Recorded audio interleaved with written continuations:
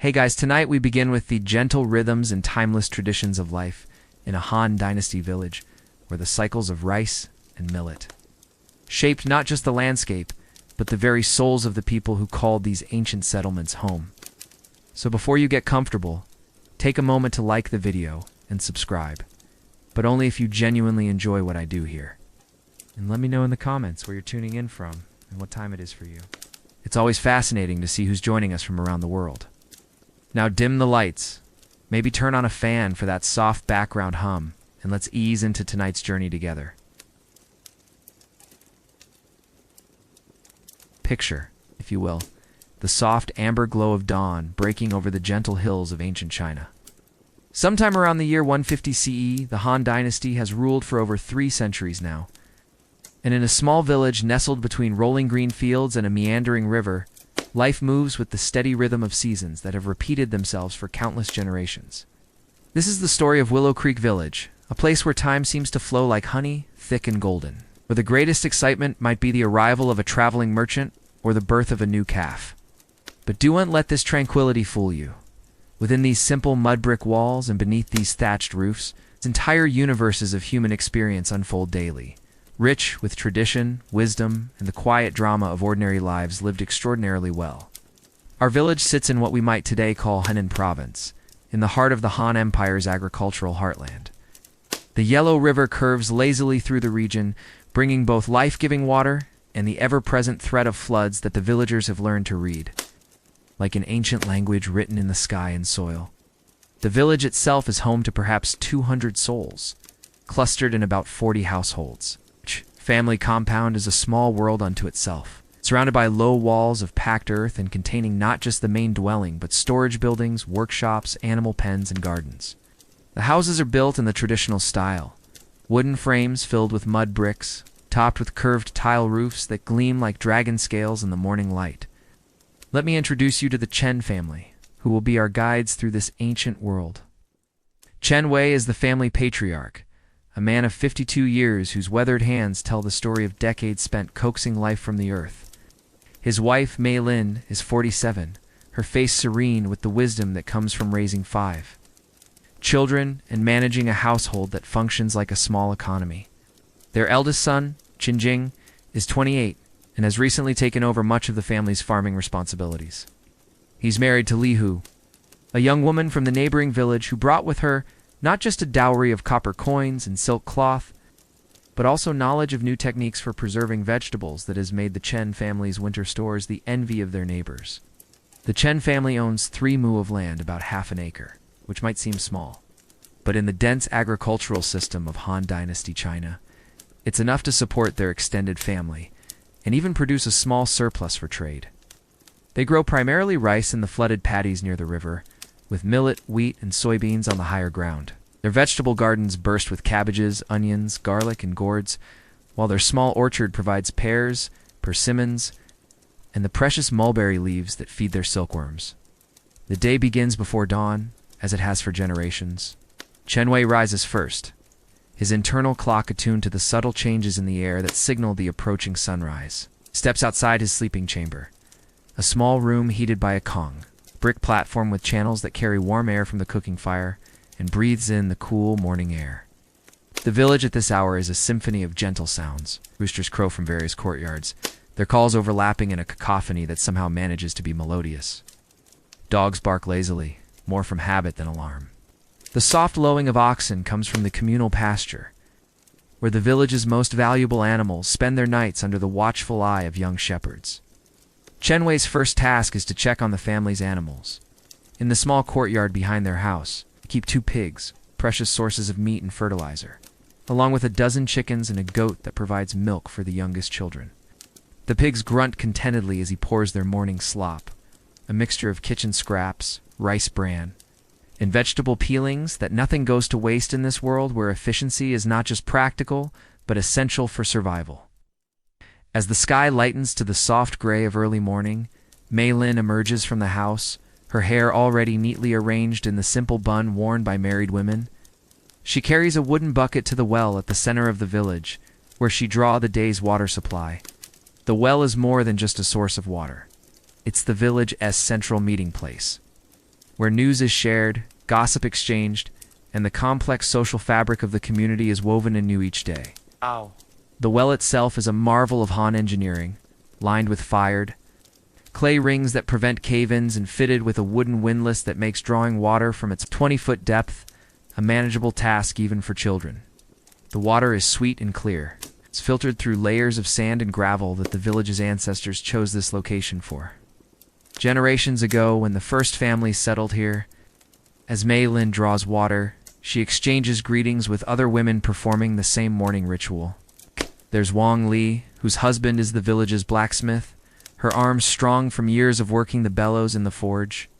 There's elderly grandmother Zhou, what 73 is considered a repository of village wisdom, and whose opinions on everything from weather patterns to marriage prospects are sought and respected. The women's conversation flows like the water they read drawing, sometimes swift and bubbling with excitement. Over a new pregnancy or an engagement, sometimes slow and deep as they discuss the subtle signs that might indicate a harsh winter ahead. They speak in the local dialect, a variation of the Han Chinese that has been shaped by centuries of isolation. And local custom, though all can understand the standard language used in official documents and by traveling merchants. Back at the Chen household, the family is gathering for the morning meal. In Han Dynasty rural life, the day typically includes two main meals, one in the morning and another in the late afternoon or early evening. The morning meal is usually simple: rice porridge, perhaps with preserved vegetables or a small piece of dried fish for flavoring. Tea is a luxury that only the wealthiest families can afford regularly, so most people drink hot water flavored with ginger or simply plain water. The family sits on low stools around a small wooden table, the children arranged in order of age, with the youngest on their mother's lap. Chen Wei offers a brief prayer to the ancestors and to the gods of the hearth, asking for their protection and blessing on the day's work. This is not the formal ceremony that might be performed in a temple, but rather the intimate, daily acknowledgement of the spiritual forces that the villagers believe guide their lives.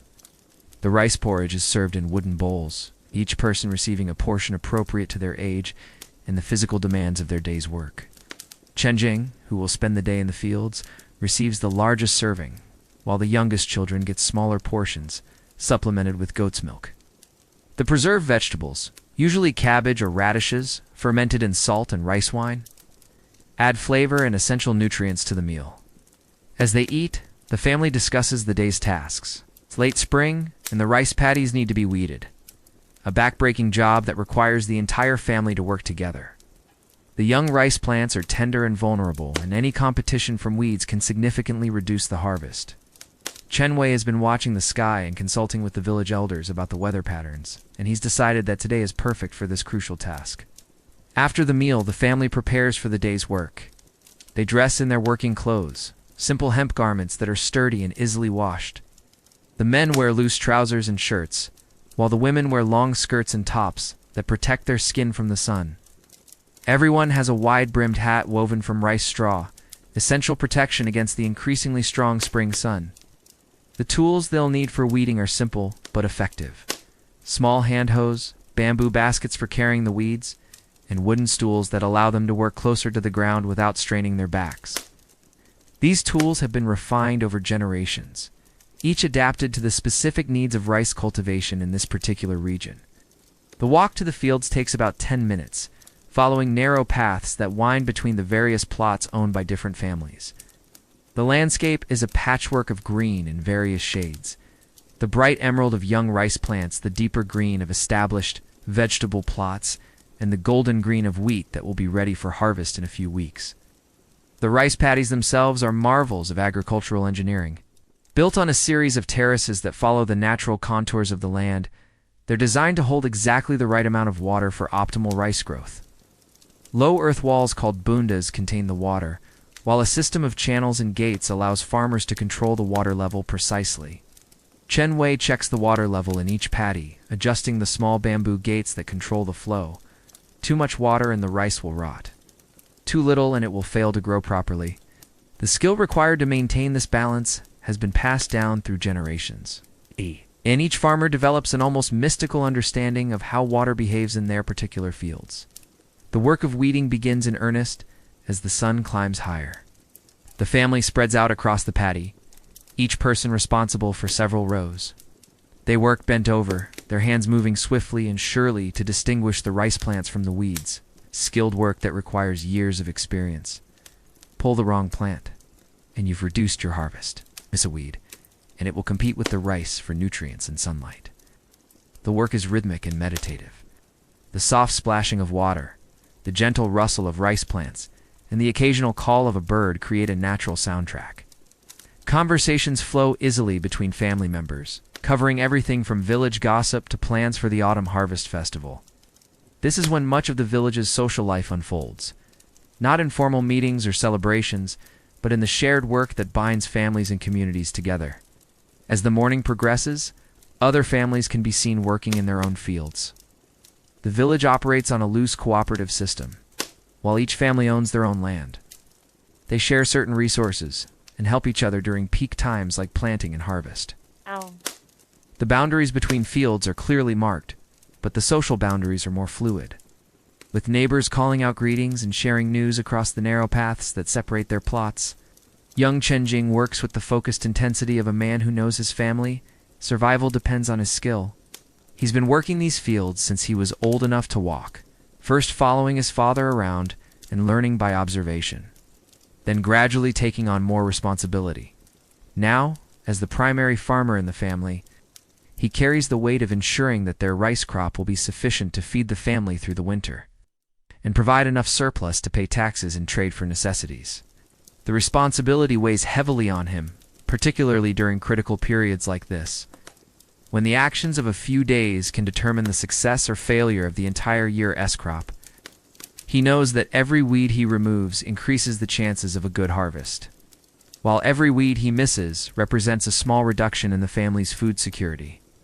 This knowledge drives him to work with meticulous care, double-checking his work and helping other family members when they encounter difficult problems. The tax system in Han Dynasty China is complex, and for farmers like the Chen family, it's often burdensome despite attempts by the government to keep assessments fair and reasonable.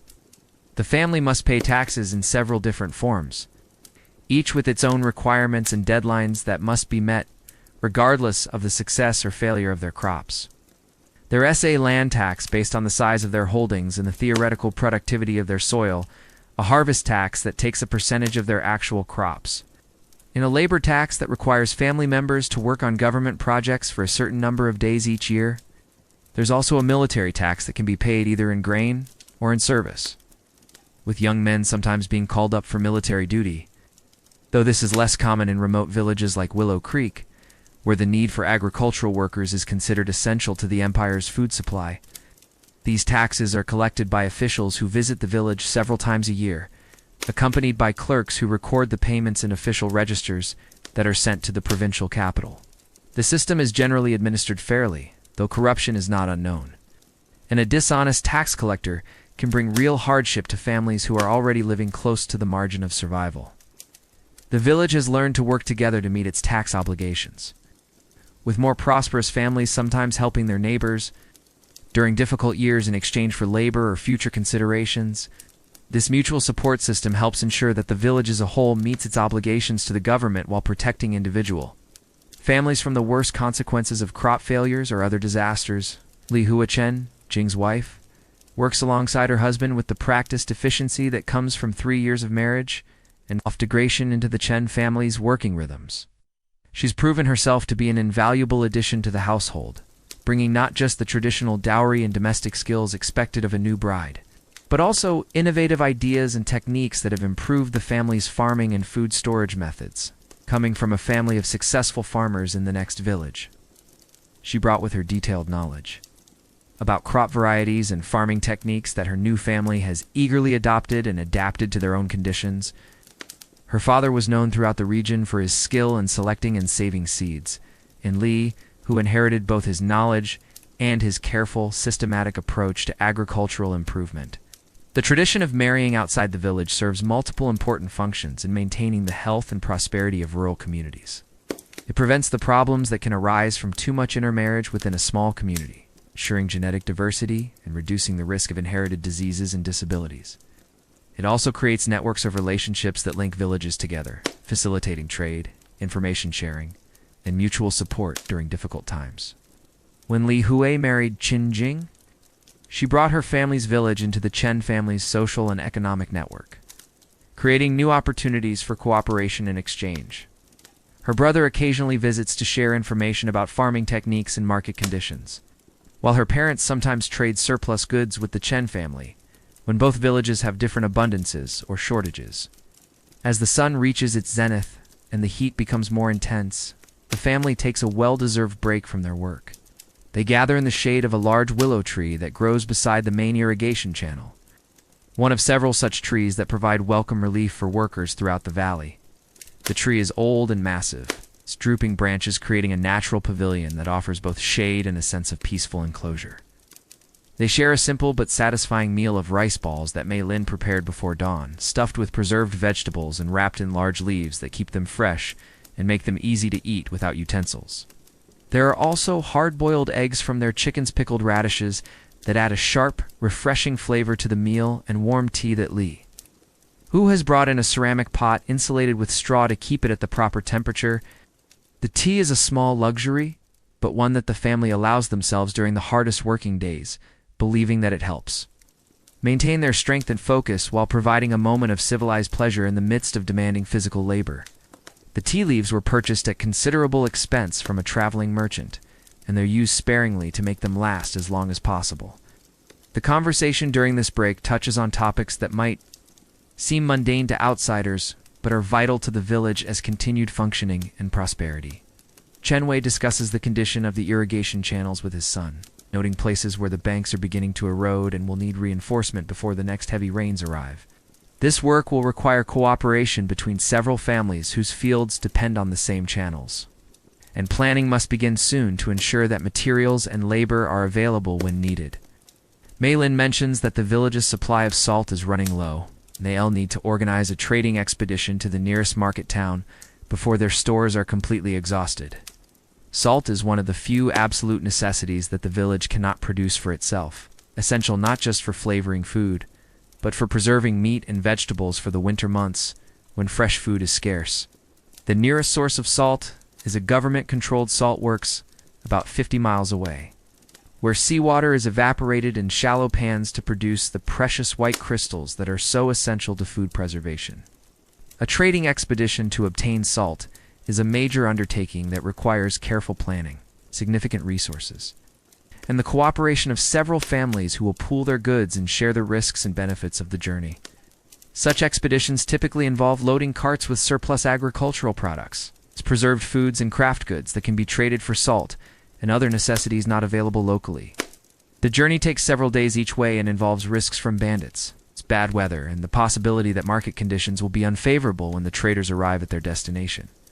The afternoon work continues with the same steady rhythm as the morning, though the heat is now intense enough to require more frequent breaks for water and rest. The sun beats down mercilessly on the workers, and even the wide-brimmed hats provide only limited protection against its intensity. The rice paddies reflect the sky like mirrors, creating a landscape that shimmers with heat and light that can be almost overwhelming to the senses. Dragonflies dart across the water surface, their wings catching the light like tiny stained glass windows as they hunt for insects and mosquitoes.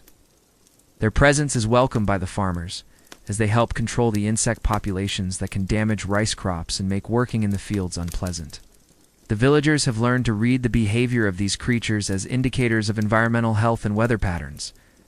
Birds also play important roles in the agricultural ecosystem, with different species providing various benefits to the farmers. Swallows and other insect-eating birds help control pest populations, while water birds like herons and egrets serve as indicators of the health of the irrigation system.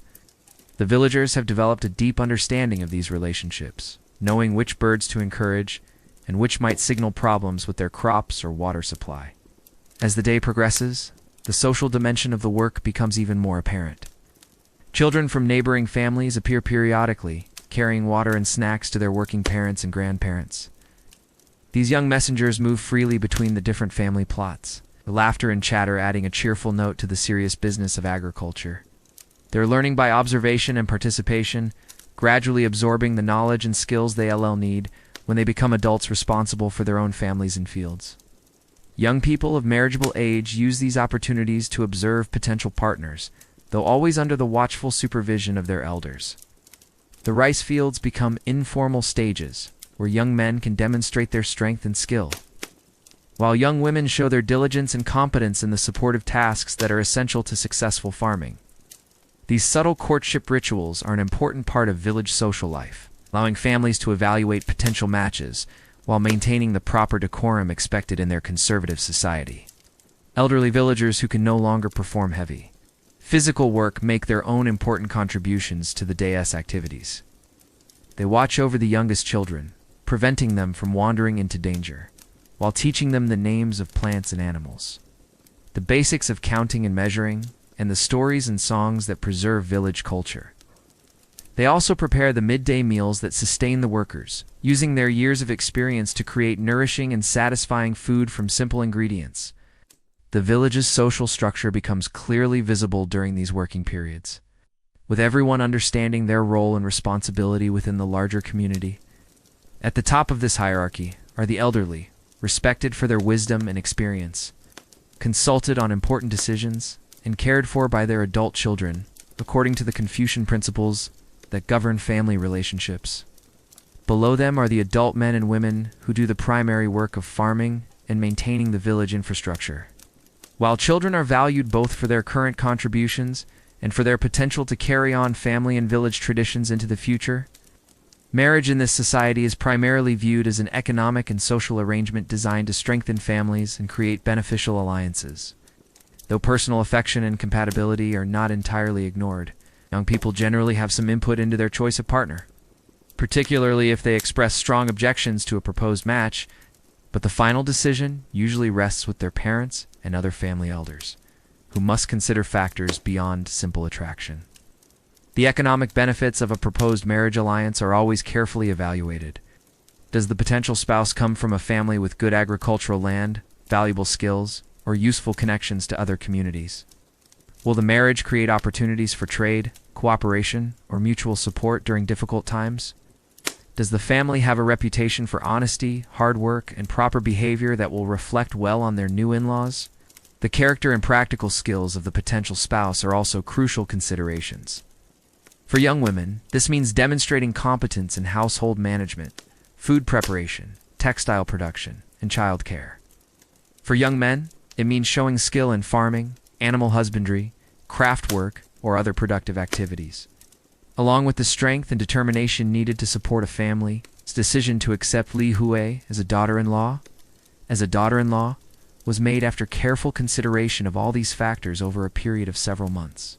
Her family's reputation for honesty and hard work in their own village was well established, and her personal skills in farming and household management were clearly evident to anyone who observed her.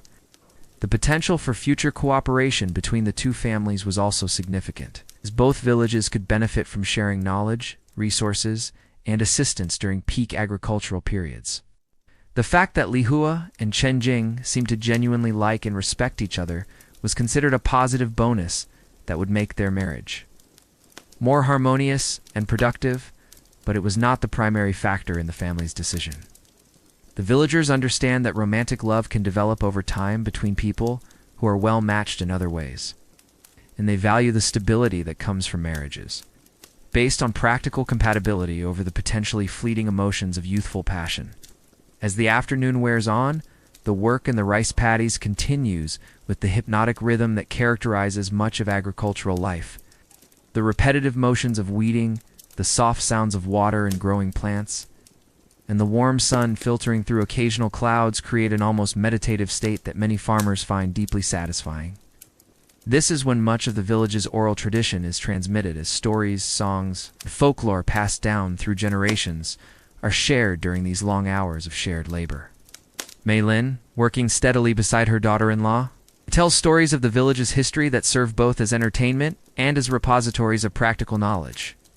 She speaks of the great flood that occurred when she was a child, describing not just the drama and destruction of the event, but also the specific techniques that families used to protect their stores of grain and seed, the methods they employed to rebuild their damaged houses and fields, and the community cooperation that made recovery possible. She also tells the story of the 3-year drought that occurred when her own grandmother was young, disaster that tested the village's resilience and ingenuity to their limits. The tale includes detailed information about which crops proved most resistant to dry conditions, how families modified their farming techniques to conserve water, and which wild plants could be harvested to supplement dwindling food supplies.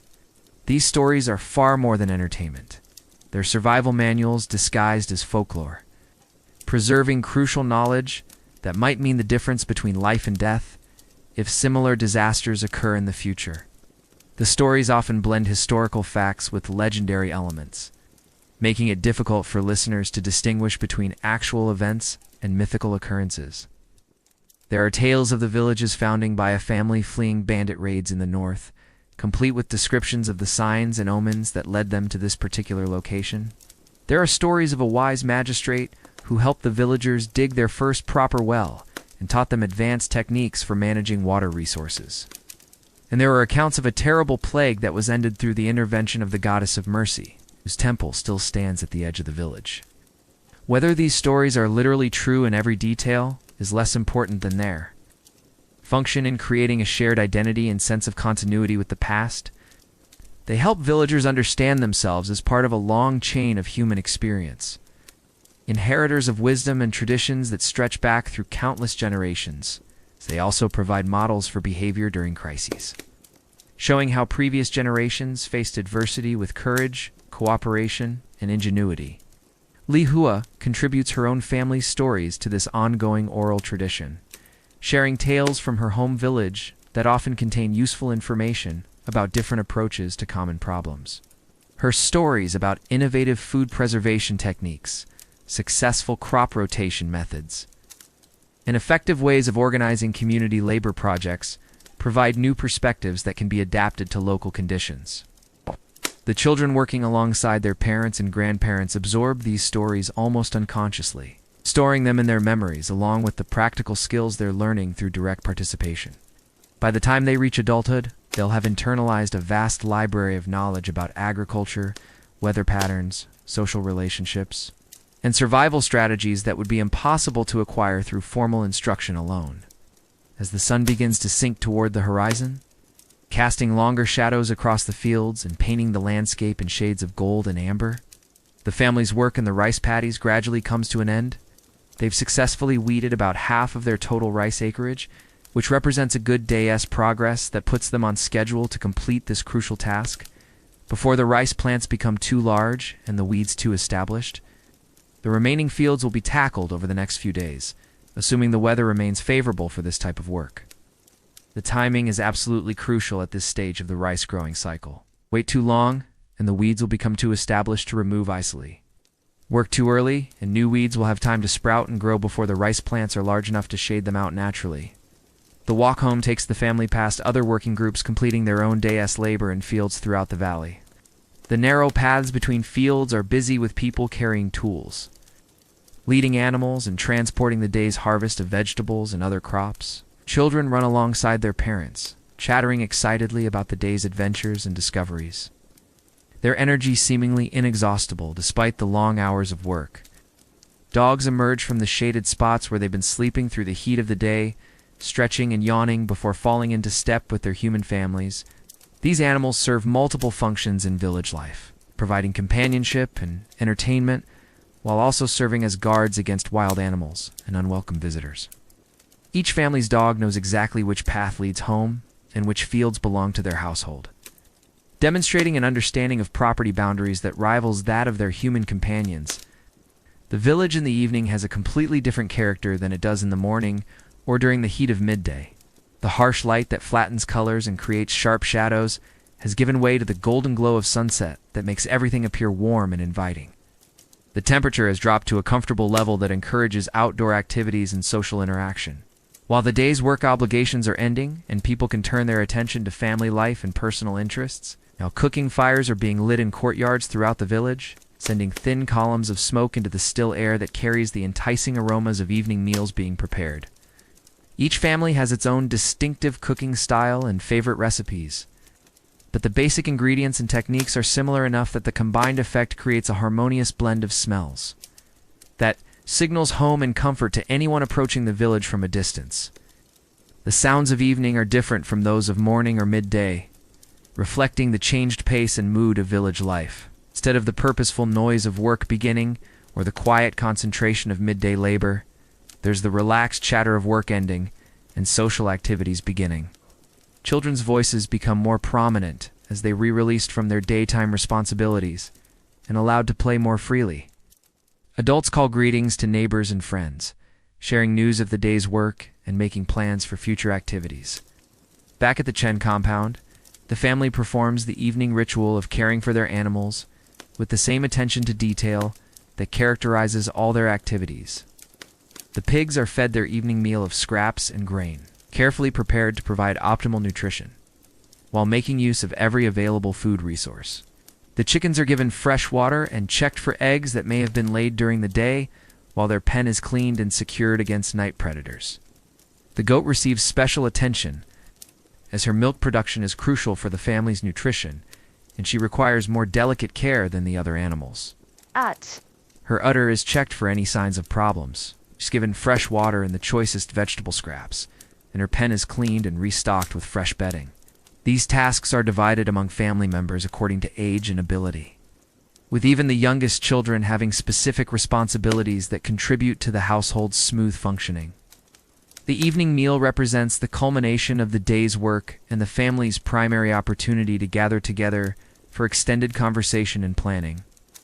Tonight, Mei Lin has prepared what by village standards is quite a feast, using ingredients that demonstrate both the family's relative prosperity and the seasonal abundance of late spring.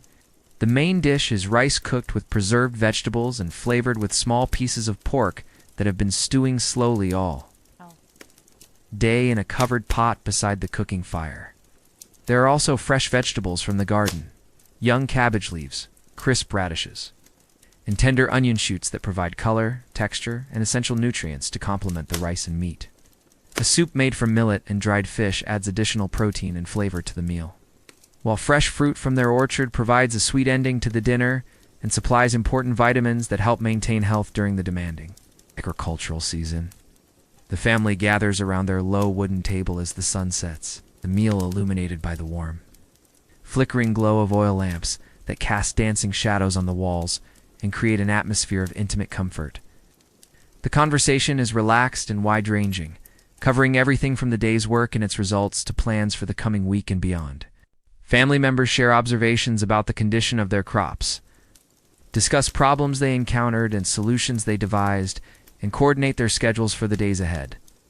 Chen Wei announces that he's decided to attend the market in the county town next week, a decision that prompts extensive discussion about what items the family should try to sell and what goods they need to purchase. The market trip is a significant event that happens perhaps once a month, depending on the season, the family's needs, and the availability of transportation and security for the journey.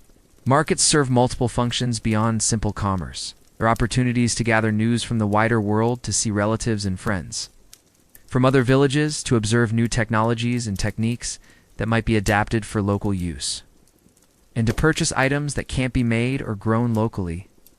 They also social events that break the routine of daily life and provide entertainment and excitement for people whose lives are normally focused on the predictable rhythms of agricultural work. The decision about what to take to market requires careful consideration of multiple factors. What surplus goods does the family have available to trade? What are the current market prices for different products? How do these compare to the family's production costs and profit needs? What essential items does the family need to purchase, and what are the expected costs of these necessities? Chen Wei has been consulting with other villagers who have recently returned from market trips, gathering information about current prices and market conditions. Based on this intelligence, he's planning to take a selection of preserved vegetables that Li Hua has prepared using her innovative techniques, some surplus eggs from their productive chickens, and a small quantity of silk thread that Mei Lin has spun during the winter months. The family hopes to purchase salt for food preservation, iron tools to replace some that are wearing out, perhaps some luxury items like additional tea or spices that will make their meals more enjoyable. They're also hoping to find good prices on cloth that they can't produce themselves, particularly cotton fabrics that are more comfortable than hemp during the hot summer months. After the evening meal, the family doesn't immediately retire to sleep. The hours between dinner and bedtime are precious time for activities that the demands of farming do want to permit during the day. This is when much of the household's craft production takes place. When children receive more formal instruction in reading and writing, and when adults can pursue personal interests and maintain social relationships, Malin settles down with her spinning wheel, a simple but ingenious device that allows her to transform the cotton and hemp, fibers grown on the family's land, into thread of remarkable consistency and strength. Her skilled hands work almost automatically, feeding the fibers into the spinning mechanism, while her feet operate the wheel that provides the power for the process. The steady rhythm of the wheel creates a soothing background sound that seems to encourage conversation and contemplation. The thread she produces serves multiple purposes within the household economy. Some of it will be woven into cloth for the family's clothing and household linens, while other portions will be traded for goods and services that the family needs but cannot produce themselves. The quality of Malin's thread is well known throughout the village, and other families often request her products in exchange for their own specialties. Working on embroidery that will decorate the family's clothing and household items with beautiful and meaningful designs. Embroidery is both a practical skill and an art form in this culture, and the quality of a woman's needlework is considered a reflection of her character, education, and upbringing. The designs she creates are traditional patterns that have been passed down through generations, but she adds her own variations and innovations that reflect her personal aesthetic sense and technical skill. The embroidery serves practical purposes beyond mere decoration. The additional layers of thread strengthen the fabric and help prevent tears and wear in areas that receive heavy use. The designs themselves often have symbolic meanings related to good fortune, protection from evil, or wishes for prosperity and happiness. Some patterns are specifically associated with certain occasions or life stages, such as marriage, childbirth, or the celebration of festivals. Chen Jing spends his evening hours maintaining and repairing the family's farming tools, a crucial task that ensures their equipment will be ready for the next day's work. Farming implements take tremendous punishment during the busy seasons, and regular maintenance is essential to keep them functioning properly and to extend their useful life as long as possible. He carefully sharpens the blades of hoes and other cutting tools, using whetstones and files to restore their edges to optimal cutting condition.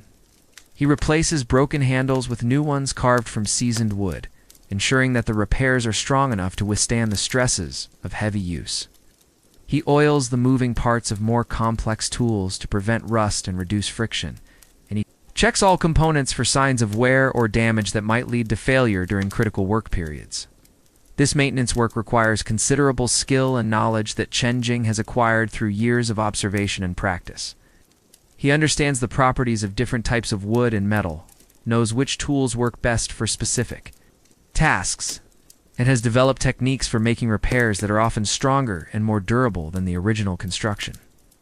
Much of his knowledge comes from watching his father perform these same tasks year after year.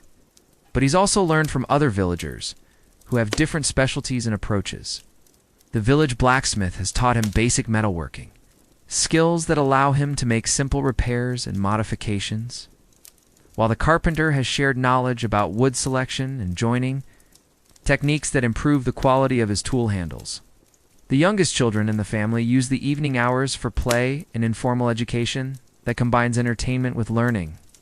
They engage in games that teach counting, memory skills, and social cooperation, while also listening to stories told by their elders that transmit cultural values and practical knowledge. Their play often mimics adult activities as they pretend to farm, cook, and manage households in ways that prepare them for their future responsibilities. Education in the village is largely informal, with children learning primarily through observation and participation rather than through formal classroom instruction. They absorb the practical skills they'll need as adults by working alongside their parents and grandparents, gradually taking on more responsibility as they demonstrate competence and maturity. However, the village also provides some formal education in reading, writing, and basic mathematics. Master Liu, the elderly scholar who serves as the village teacher, holds classes for children several times a week in the temple, using classical texts that have been copied and recopied for generations. The children learn to recognize and write the characters necessary for basic record keeping and communication, though only the most academically gifted continue to more advanced studies. The writing system used in Han Dynasty China is extraordinarily complex, with thousands of characters that must be memorized, along with their various meanings and pronunciations. Most villagers achieve functional literacy that allows them to handle basic business and official communications, but true scholarly literacy, the ability to read and appreciate classical Chinese literature and philosophy, is rare and highly valued. Master Lu's house serves as the village's library and intellectual center. It's filled with books and scrolls that connect the community to the broader Chinese civilization. He owns histories of the Han Dynasty, philosophical treatises by Confucius, and other great thinkers, agricultural manuals that describe advanced farming techniques, and collections of poetry that preserve the artistic achievements of past generations. These texts provide windows into worlds of thought and experience that would otherwise remain closed to the villagers. Through Master Lu's teaching and his willingness to share his library with interested students, the village maintains its connection to the rich intellectual tradition of Chinese culture while adapting that tradition to local needs and circumstances. As full darkness settles over the village, the family's evening activities gradually wind down. Oil for lamps is precious and expensive, so most families conserve it by retiring early and rising early in accordance with the natural rhythms of sunlight and darkness. The children are settled into their sleeping areas first, with the youngest ones being tucked into bed by their mothers and grandmothers. With gentle songs and stories that help them transition peacefully from the activities of the day to the rest of night, the adults continue their activities for a while longer. But they too eventually prepare for sleep as the night deepens and the village settles into quiet. The main sleeping area is warmed by the Kong, the ingenious heating system that circulates warm air from the cooking fire through channels beneath the sleeping platform, providing comfortable temperatures even during the coldest months of the year. The house gradually settles into the peaceful quiet of night, with only the soft sounds of sleeping people and the occasional creak of wood, adjusting to temperature changes. Outside, the village is equally peaceful, with only the occasional sound of an animal shifting in its pen or the distant call of a night bird breaking the silence. Guards are posted at the village perimeter to watch for bandits or wild animals. But attacks are rare in this remote location that offers little to attract the attention of troublemakers. Before settling down to sleep, Chen Wei performs his nightly ritual of thanking the ancestors and the household, gods for the day's blessings and asking for their protection through the hours of darkness. This is a deeply personal and spiritual moment that reflects the villagers' belief that they are part of a continuous chain of existence that includes not only the living, but also the spirits of those who have died, but continue to watch over and influence the world of the living. The spiritual life of the village is a rich and complex blend of Confucian ethics, Taoist philosophy, and local folk beliefs that together create a comprehensive worldview that addresses both practical and metaphysical concerns. The villagers honor their ancestors through regular offerings and ceremonies, believing that the spirits of family members who have passed away continue to take an active interest in the welfare of their descendants and can provide guidance, protection, and assistance when properly honored and consulted. They also recognize and worship various gods and spirits associated with specific aspects of daily life and natural phenomena. The kitchen god watches over the hearth and ensures that the family's food is wholesome and abundant. The field god protects the crops from disease, pests, and natural disasters. The well god ensures a steady supply of clean water. The door gods guard the entrance to the home against evil spirits and unwelcome visitors. These beliefs are not seen as separate from practical life, but as an integral and essential part of it. The timing of planting and harvesting is determined not just by weather conditions and agricultural considerations, but also by the lunar calendar and the advice of the village's spiritual leaders, who understand the complex relationships between earthly activities and cosmic forces. Important decisions affecting the family or the village are made only after consulting the ancestors through divination ceremonies, dream interpretation, or other methods of spiritual communication. The villagers believe that the wisdom of the dead can provide valuable guidance for the living, particularly in matters involving long-term planning or responses to unusual circumstances that fall outside the range of normal experience. And so, as night deepens over Willow Creek Village, the Chen family settles into sleep with the satisfaction that comes from a day of productive work completed, and the confidence that comes from being part of a community that has endured for generations and will, with continued hard work and divine favor, continue for generations to come. Tomorrow will bring new challenges and opportunities, but also the comfort of familiar rhythms and well-established patterns that provide stability and meaning in an uncertain world. The first light of dawn filters gently through the paper windows of the Chen household, casting soft patterns on the wooden walls as another day begins in Willow Creek Village. The rhythms of life here are as predictable as the turning of the seasons.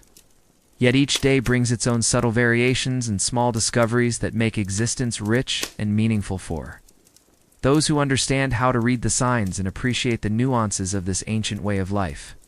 Chen Wei stirs first, as always his body attuned to the natural cycles that have governed agricultural life for countless generations. But this morning feels different somehow. There's a quality to the air, a particular combination of temperature and humidity that speaks to his experienced senses of changes coming. Perhaps it's the approaching summer monsoon season still.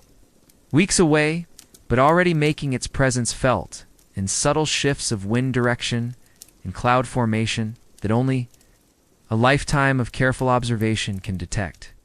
He rises quietly, careful not to disturb his sleeping family, steps outside into the courtyard, where the pre-dawn air carries the mingled scents of growing plants, cooking fires from early rising neighbors, and the river that flows past the village with its constant gentle murmur. The stars are still visible overhead, though fading rapidly as the sky lightens in the east, and their familiar patterns provide a sense of continuity and connection to the vast cosmos that surrounds this small community of hardworking souls.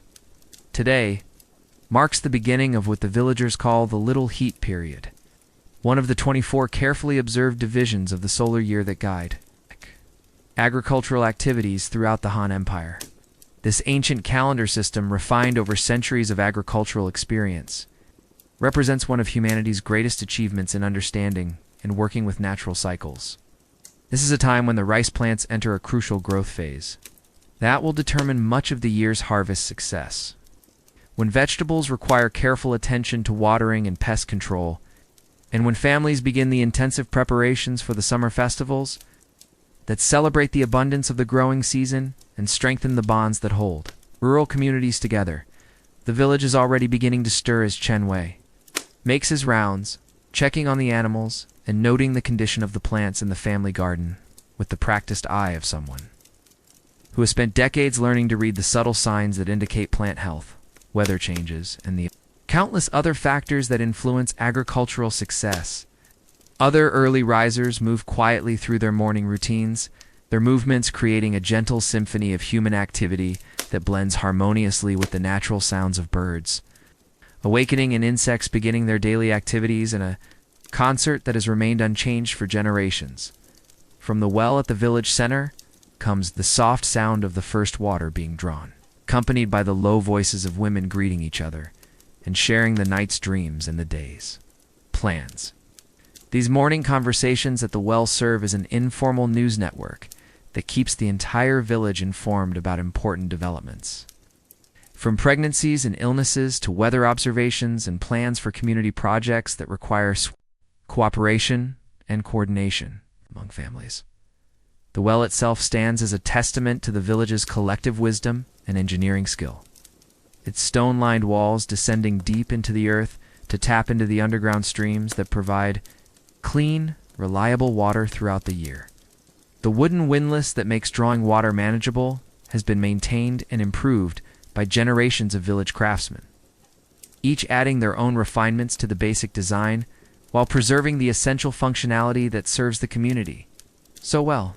Grandmother Jo appears at her doorway, moving slowly but with dignity as she begins her daily routine of feeding the ancestral spirits and tending to the small shrine that stands in her courtyard.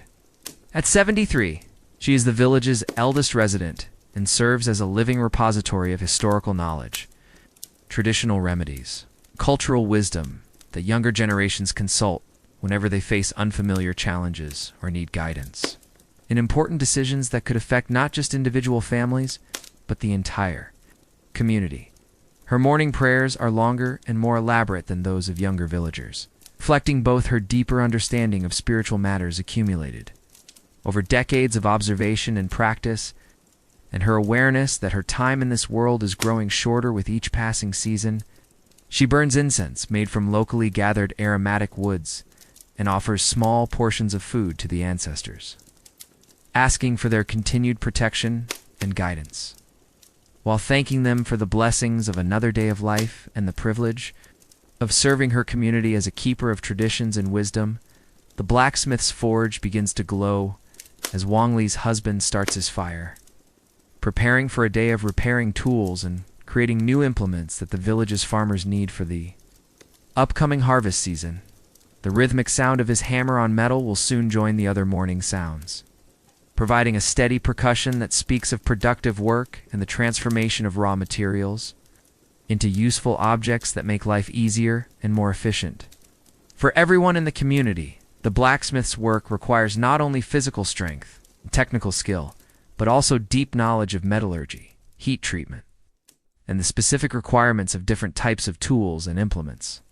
He must understand how different metals behave under various conditions, how to achieve the proper balance between hardness and flexibility in cutting edges, and how to create handles and fittings that will withstand years of heavy use in the demanding environment of agricultural work. Master Lu emerges from his house carrying an armload of books and scrolls, preparing for the day's teaching sessions that will introduce the village children to the mysteries of reading and writing. His students will arrive after their morning chores are completed, eager to learn, but also somewhat intimidated by the complexity of the written language that represents one of civilization's greatest achievements and the key to preserving and transmitting knowledge across generations and vast distances. The art of writing in Han Dynasty, China represents the culmination of centuries of development. From the earliest pictographic symbols carved into oracle bones to the sophisticated character system that allows for the expression of complex philosophical, literary, and technical concepts. Master Lu's role as teacher places him at the center of this tradition, responsible for passing on not just the mechanical skills of reading and writing, but also the cultural knowledge and values that the written word preserves as the sun climbs higher and the morning mist begins to dissipate, revealing the full beauty of the valley in which Willow Creek Village nestles. The Chen family gathers for their morning meal with the same ritualistic precision that marks all their activities. But today's conversation has an undercurrent of anticipation and excitement.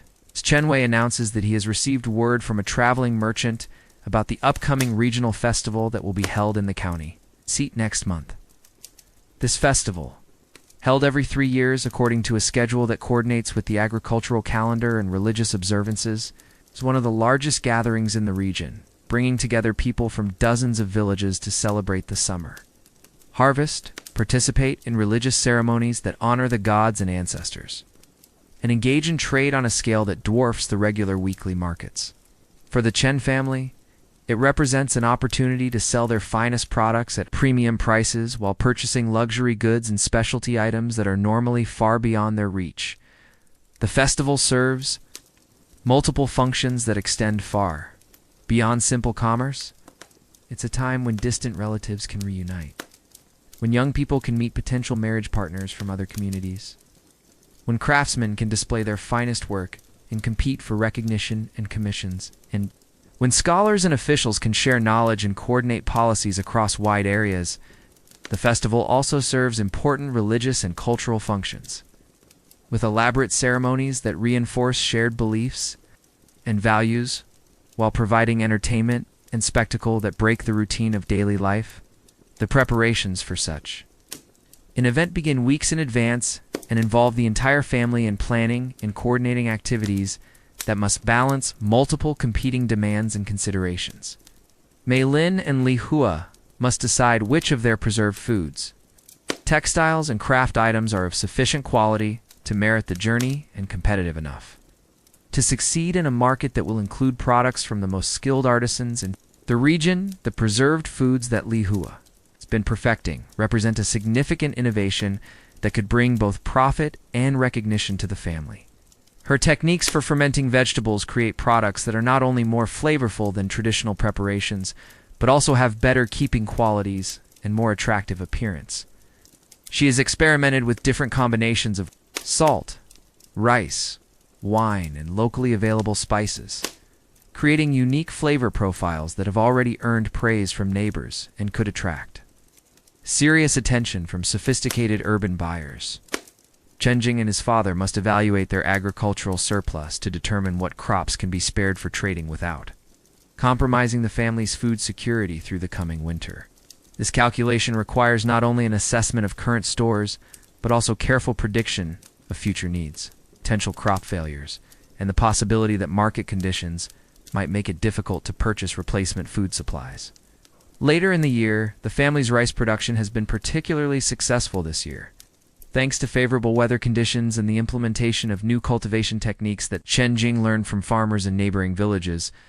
Their surplus rice is of exceptionally high quality. The uniform grain size and excellent cooking is characteristics that should command premium prices from buyers who can appreciate the difference between ordinary grain and truly superior products.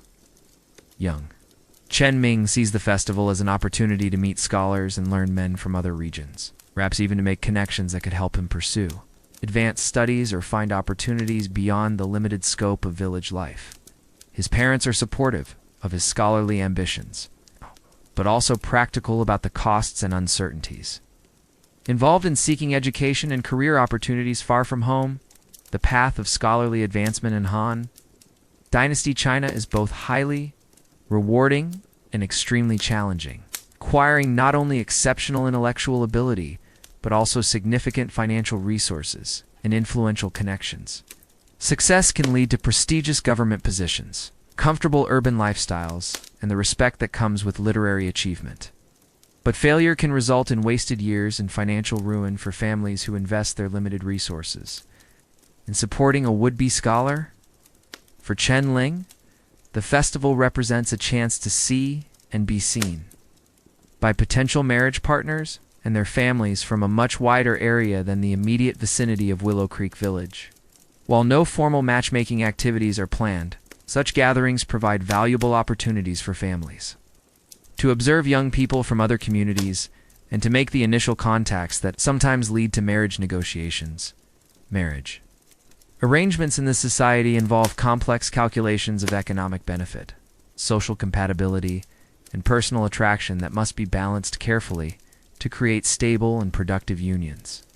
The festival environment allows for subtle courtship rituals and family evaluations that would be difficult to arrange through normal channels, while also providing the entertainment and cultural activities that make such serious business more enjoyable and less stressful for all involved parties.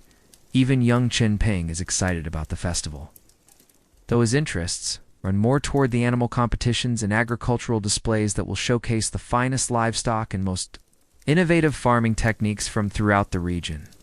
He dreams of someday entering his own animals in such competitions and perhaps winning recognition for his skill in breeding and training. Following in the footsteps of legendary animal handlers whose names are still remembered generations after their deaths, the agricultural competitions at these festivals serve important functions beyond mere entertainment, providing venues for sharing knowledge about breeding techniques, feeding methods, and animal care practices that can benefit farmers. Throughout the region, the winning animals become sought after breeding stock, while their owners gain reputations that can lead to lucrative consulting opportunities and invitations to manage the agricultural operations of wealthy landowners. After breakfast, the family disperses to their various tasks with the focused energy that comes from having clear goals and deadlines that create urgency while also providing motivation and direction. The regular work of farming must continue regardless of future plans, and indeed the success of their festival participation depends partly on maintaining the high standards of agricultural production that have built their reputation in the local area and provided the surplus goods that make festival trading possible. Chen Wei and Chen Jing head to the fields where they will spend the morning transplanting rice seedlings from the nursery beds to the main paddies. A delicate operation that requires perfect timing and careful attention to detail. The seedlings must be moved when they reach exactly the right stage of development. Too young, and they won't survive the shock of transplantation. Too old, and they won't adapt well to their new environment or achieve their full growth potential.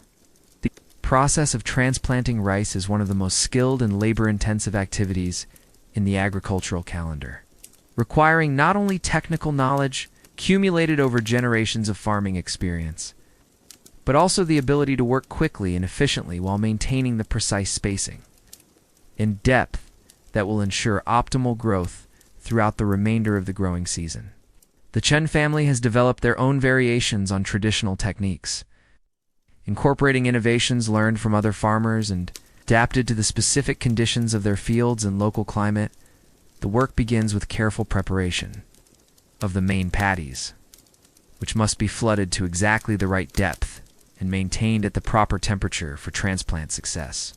The water must be clear and free from contamination that could damage young plants, with adequate dissolved nutrients to support the seedlings during their critical adjustment period when they are most vulnerable to stress, disease, and environmental fluctuations. The irrigation system that supplies water to the rice paddies presents centuries of accumulated engineering knowledge, with channels, gates, and reservoirs designed to provide precise control over water levels throughout the growing season. The system must be maintained constantly, with regular cleaning of channels to prevent blockages, repair of gates and control structures, and adjustment of flow patterns to accommodate changing conditions and requirements. The seedlings themselves must be carefully removed from the nursery beds, with attention to preserving their delicate root systems, while avoiding damage to the stems and leaves that could compromise their ability to photosynthesize and grow properly in their new environment. Each seedling is inspected individually, with only the strongest and healthiest plants selected for transplantation to the main fields, where they will spend the remainder of their growing cycle. The rejected seedlings are not wasted but are used for replanting areas where earlier plantings have failed due to disease, pest damage, or environmental stress, or for creating experimental plots where new varieties can be tested under controlled conditions. This careful attention to plant selection and utilization reflects the villagers' understanding that every resource is valuable and should be used as efficiently as possible. The actual transplanting requires a rhythm and coordination that comes only with years of experience working together as a family team. The planters work in lines across the paddy, each person responsible for several rows, bending and straightening in a continuous motion that places each seedling at exactly the right spacing and depth while maintaining the steady pace necessary to complete the work before the seedlings suffer from exposure to air and sunlight. The work is physically demanding, requiring strength, endurance, and the ability to maintain precision despite fatigue and discomfort from working in wet conditions. While bent over for hours at a time, the workers develop techniques for minimizing strain and maximizing efficiency, using body mechanics and tool design that allow them to work productively throughout long days of intensive labor. As they work, father and son discuss the subtle variations in soil quality and water conditions that they observe across different sections of their fields, sharing observations that help build the detailed knowledge of local conditions that successful farming requires. Chen Wei points out areas where previous year's crops have performed particularly well or poorly, sharing his theories about the causes and his plans for addressing any problems through soil amendments, drainage improvements, or changes in planting techniques. This ongoing education in agricultural science is passed down through generations of farmers, each adding their own observations and innovations to the accumulated wisdom of their predecessors while adapting traditional knowledge to changing conditions and new challenges. The conversation flows naturally as they work, covering topics from soil chemistry and plant biology to weather patterns and market conditions that could affect their farming decisions. Meanwhile, at the family compound, Mei Lin and Li Hua are engaged in their own intensive preparations for the coming festival, working with the same focused attention to detail that characterizes all the family's activities. They are sorting through the family's inventory of preserved foods, textiles, and craft items, evaluating each piece for its market potential and its role in representing the family's skills and reputation to a wider audience than they normally encounter. The preserved vegetables that Li Hua has prepared using her innovative techniques are particularly promising, as they demonstrate both superior quality and unique methods that could attract premium prices from buyers who appreciate fine food and are willing to pay for products that offer exceptional flavor, texture, and keeping qualities. She has experimented with different combinations of salt, rice, wine, and locally available spices, creating products that are not only more flavorful than traditional preparations, but also have better storage characteristics and more attractive appearance. The fermentation process that Li Hua has perfected requires careful attention to temperature, humidity, and timing that can make the difference between success and failure in creating products that meet her exacting standards. She has learned to read the subtle signs that indicate proper fermentation progress. Adjusting conditions is needed to ensure optimal results, while avoiding the contamination and spoilage that can ruin entire batches of preserved foods.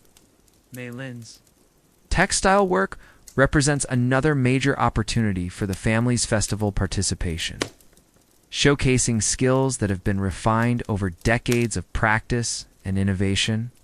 Her spinning produces thread of exceptional consistency and strength, achieved through careful attention to fiber preparation, tension control, and the maintenance of equipment that must function perfectly to create uniform products. Her weaving creates cloth with unique patterns and superior durability that reflect both traditional designs passed down through generations and her own artistic innovations that distinguish her work from that of other weavers in the region. She has been working on a special silk fabric that incorporates traditional motifs with subtle variations that reflect her personal artistic vision. Now, she hopes this piece will attract the attention of wealthy buyers who can afford to pay for true craftsmanship. The silk production process itself represents one of the most sophisticated aspects of the family's agricultural and craft activities, requiring precise timing and environmental control throughout the entire life cycle of the silkworms. From the careful management of mulberry trees that provide food for the worms to the delicate process of unwinding cocoons to create continuous silk fibers, every step demands knowledge, skill, and attention to detail that few people possess. Women also discuss the social aspects of festival participation, planning their clothing and accessories to create the best possible impression while staying within the family's means and maintaining the modesty expected of their social position. The festival is an opportunity to demonstrate prosperity and success through fine clothing and jewelry. But it's also important not to appear ostentatious or to claim higher status, and is appropriate for a farming family. The clothing worn at festivals serves multiple functions beyond simple protection and modesty, communicating information about family wealth, social status, regional origin, and personal taste that helps others understand how to interact appropriately with the wearers. The fabrics, colors, and styles chosen must balance the desire to make favorable impressions with the need to avoid giving offense, or creating unrealistic expectations about the family's resources and connections. Li Hua shares what she remembers from her own family's festival experiences, describing the competitions, performances, and social rituals that make these gatherings so memorable and meaningful for participants. She recalls the elaborate theatrical presentations that traveling troupes perform, featuring stories from classical literature and historical events that entertain audiences while also transmitting cultural values and knowledge. The wrestling and martial arts competitions that showcase physical prowess provide opportunities for young men to demonstrate their strength and skill, while competing for prizes and recognition that can enhance their reputations and marriage prospects. These contests follow strict rules and traditions that ensure fair competition while minimizing the risk of serious injury to participants. The poetry and music contests celebrate artistic achievement and literary knowledge, providing venues for scholars and educated individuals to display their talents while competing for prizes and recognition from peers and potential patrons. These cultural competitions help maintain the high standards of artistic and literary accomplishment that are considered essential to civilized society. Young. Chen Ming joins the women's conversation when his morning studies with Master Lu are completed, eager to hear more about the intellectual and cultural opportunities that the festival will provide for someone with his scholarly interests and ambitions. He has been copying classical texts in preparation for possible encounters with scholars who might evaluate his calligraphy and literary knowledge. He hopes to find mentors who could guide his further education and career development. The classical texts that Chen Ming has been studying represent the core of Chinese literary and philosophical tradition, including the works of Confucius and other ancient sages whose teachings form the foundation of educated discourse in government policy. His ability to read, understand, and discuss these texts demonstrates his potential for advanced study and official service. But he must also master the arts of poetry, composition, and essay writing that are essential skills for scholarly success. Master, Liu has written letters of introduction that Chen Ming can present to learned men at the festival, describing his abilities and character while requesting their guidance and assistance in pursuing further education and career opportunities. These letters represent a significant investment in the young man's future, as Master Lu's reputation and connections could open doors that would otherwise remain closed to a farm boy from a remote village. The network of scholarly connections that extends throughout the Han Empire provides opportunities for talented individuals to advance beyond the circumstances of their birth. But it also requires careful cultivation of relationships and demonstration of abilities that meet the exacting standards of the educated class. Success in this environment depends not only on intellectual ability, but also on understanding the subtle social protocols and cultural expectations that govern interactions among educated people. The afternoon brings a change of pace, as the family turns to activities that require different skills and address other aspects of their festival preparations. Chen Wei begins the delicate process of selecting and evaluating potential trading goods from their agricultural surplus.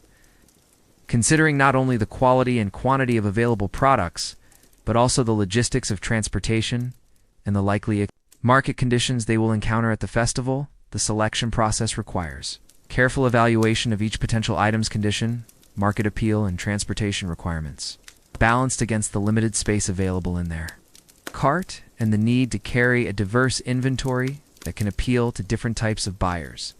Products must be chosen that will maintain their quality during the journey, while also representing the family's skills and reputation to best advantage.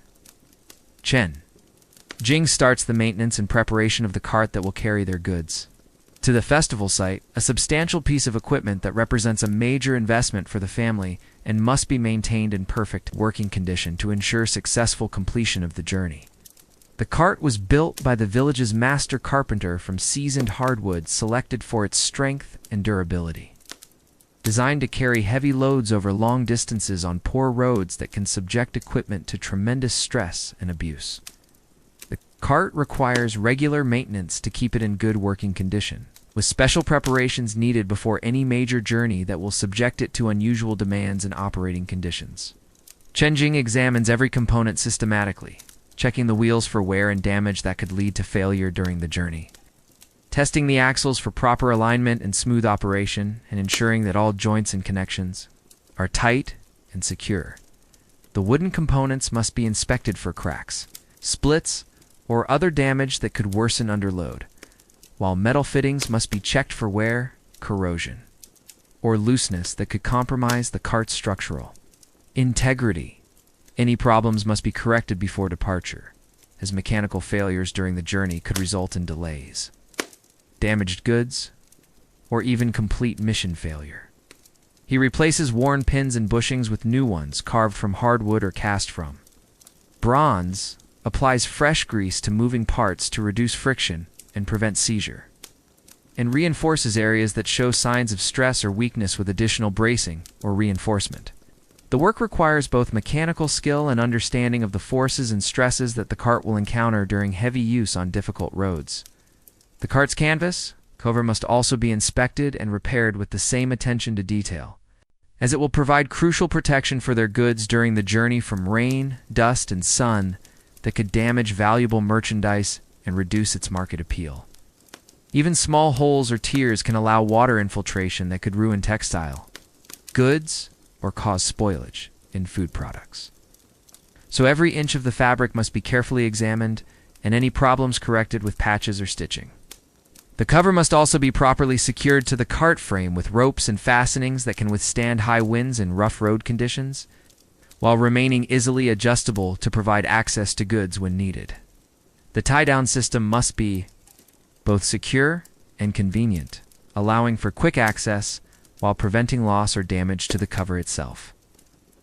As the day progresses, other villagers begin to show interest in the Chen family's festival plans, recognizing that their success could benefit the entire community. Through increased trade connections and enhanced reputation that could attract future business opportunities to the village. Neighbors stop by to offer advice based on their own experiences from previous festivals, share information about current market conditions and transportation options, and discuss the possibility of coordinating their efforts for mutual benefit. Village operates on principles of mutual support and cooperation that recognize the interconnected nature of everyone's prosperity and success. When one family does well in outside markets, it reflects well on the entire community and can lead to opportunities for others to participate in future trading ventures or to develop their own products for outside sale. The village blacksmith suggests that the Chen family might want to carry some of his finest tools and implements to the festival, offering them a commission on any sales they achieve, while expanding their inventory to include products that appeal to different types of buyers. This kind of cooperation is common in the village, where individual families often serve as agents for their neighbors' products when traveling to distant markets, sharing risks and benefits while strengthening community bonds. The arrangement requires careful negotiation to establish fair terms that protect everyone's interests while ensuring that the additional products enhance rather than compete with the Chen family's own offerings. The blacksmith's tools must be of exceptional quality to merit inclusion in the festival inventory, and their pricing must be competitive, with similar products from other regions, while providing reasonable profits for both the maker and the seller. The potter makes a similar proposal regarding his finest ceramic pieces, which represents sophisticated artistic and technical achievements that could appeal to wealthy collectors and discriminating buyers who appreciate fine craftsmanship. His work includes both functional pieces designed for everyday use and decorative items created purely for their aesthetic appeal, each requiring different marketing approaches and pricing strategies. Several other craftsmen express interest in having their work represented at the festival, creating opportunities for the Chen family to serve as representatives for a wider range of village products, while also earning commissions that could significantly increase their trading profits. These arrangements require careful coordination to ensure that the additional inventory can be transported safely and displayed effectively. While maintaining the focus on the family's own primary products, Grandmother Joe contributes her own wisdom to the planning process, sharing memories of festivals from her youth and offering advice about dealing with the challenges and opportunities that such gatherings present. Her stories about previous festivals serve both as entertainment and as practical guidance, describing successful strategies and warning about potential problems that inexperienced traders might not anticipate. She recalls the great festival of her 20th year, when drought in other regions created exceptional demand for rice and vegetables from areas that had been blessed with adequate rainfall, leading to prices that made many families wealthy virtually overnight and established trading relationships that continued for years afterward. The story illustrates the importance of being prepared to take advantage of unexpected opportunities, while also highlighting the role that weather and environmental conditions play in determining market outcomes. She also remembers the festival, when bandits attacked a merchant caravan returning home with their profits, destroying goods and creating financial ruin for families, who had invested everything in festival trading without adequate attention to security and risk management. This cautionary tale emphasizes the importance of careful planning, conservative risk-taking, and maintaining good relationships with other traders and officials who can provide protection and assistance when problems arise. These stories emphasize the festival's role as a major economic event that can have lasting impacts on family fortunes and village prosperity, while also highlighting the risks and uncertainties that accompany any venture into the larger world beyond the village's familiar boundaries. Success requires not only good products and fair prices, but also wisdom, flexibility, and the ability to adapt to changing circumstances and unexpected challenges. As evening approaches, the family gathers for their meal with a sense of anticipation and excitement about their festival plans, but also with awareness of the serious responsibilities and risks involved in undertaking such a major venture. The conversation covers practical details like transportation logistics, security arrangements, and backup plans for various contingencies that could arise during the journey or at the festival itself.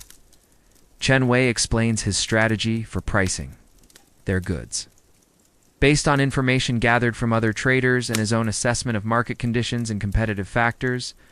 He plans to start with relatively high prices that reflect the superior quality of their products, then gradually reduce them, if necessary, to move inventory, while being prepared to withdraw items from sale rather than accept prices that would result in losses or damage to the family's reputation. The pricing strategy must balance the desire to maximize profits with the need to establish relationships and reputation that could lead to future opportunities, while also considering the costs of transportation, lodging, and other expenses that must be recovered through sales revenue. The family must also maintain reserves for unexpected expenses and emergency situations that could arise during the SHS.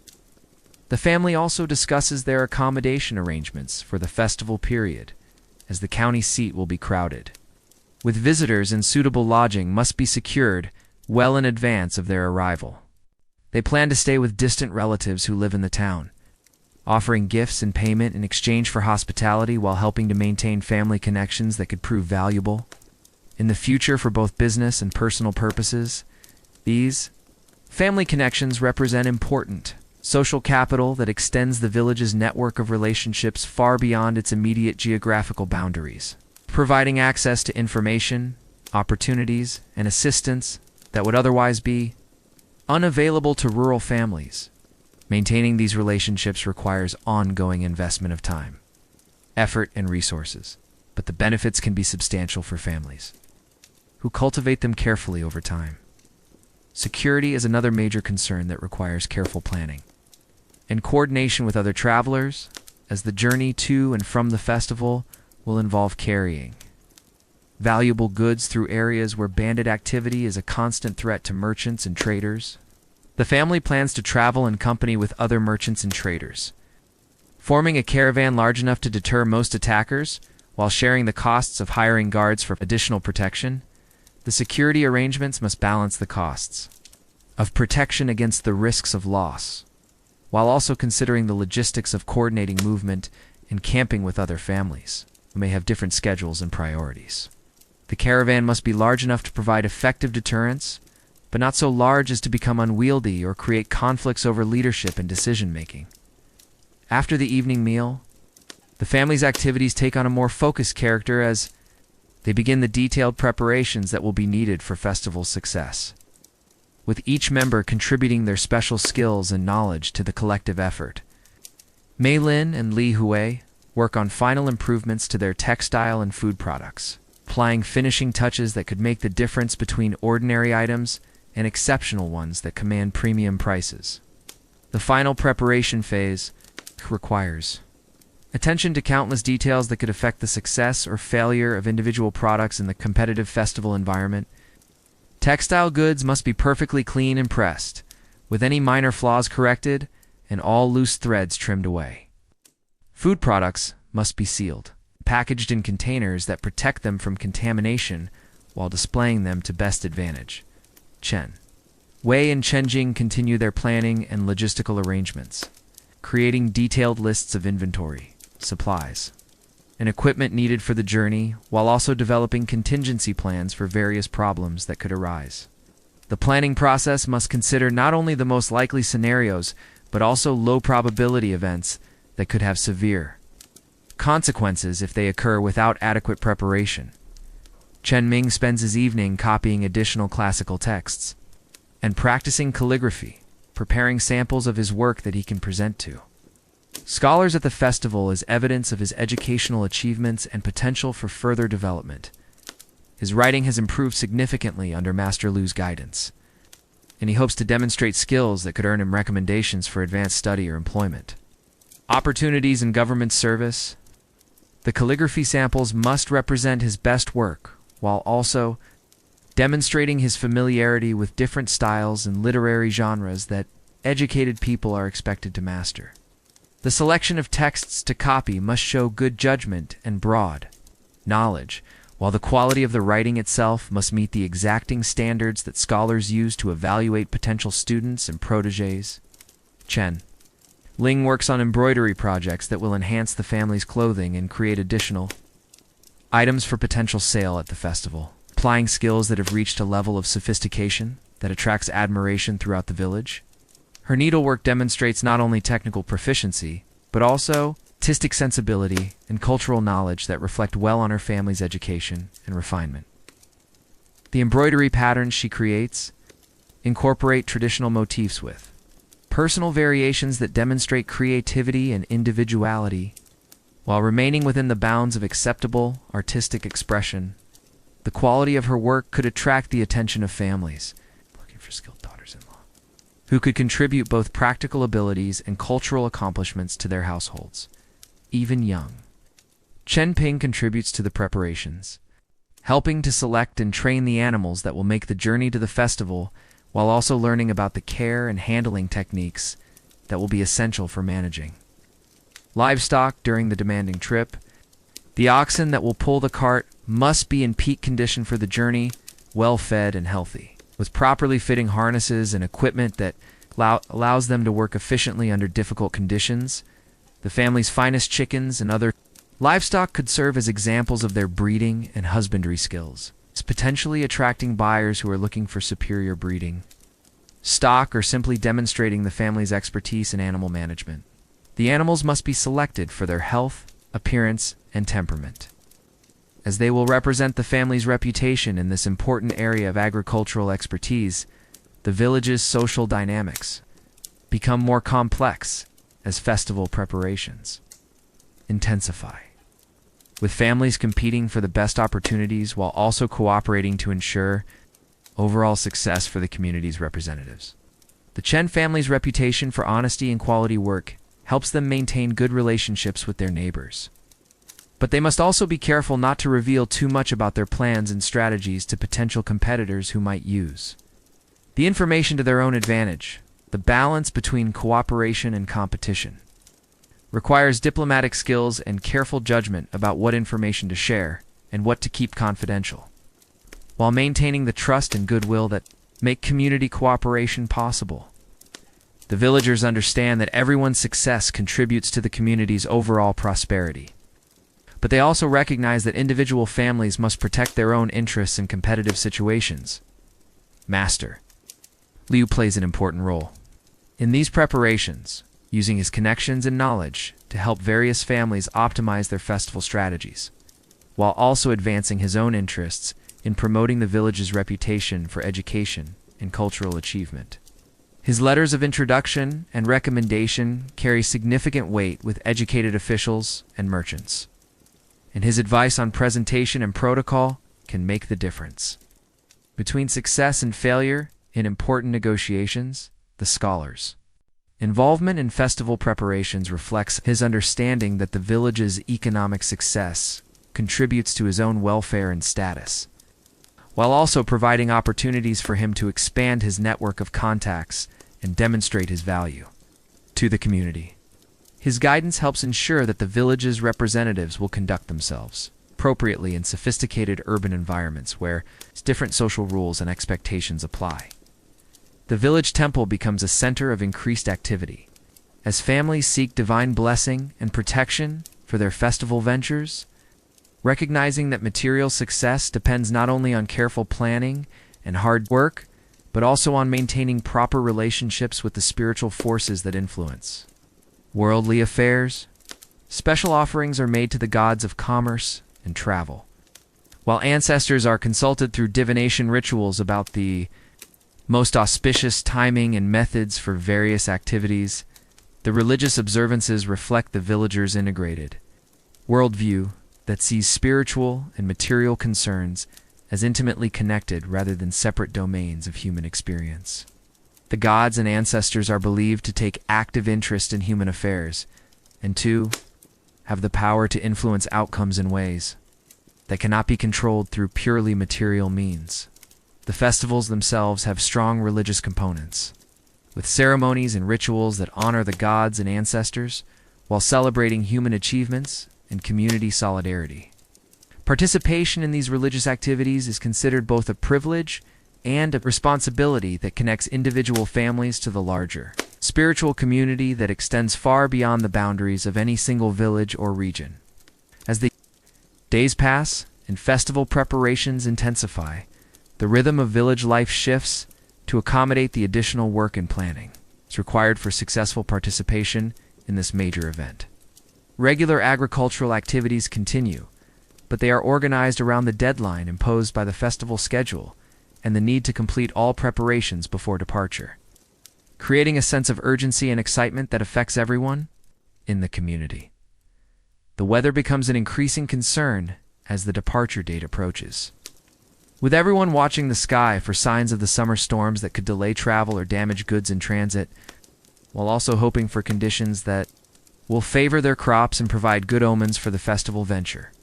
The monsoon season brings both benefits and risks to the region, providing essential water for agriculture, while creating hazards for transportation and trade that must be carefully considered in all planning decisions.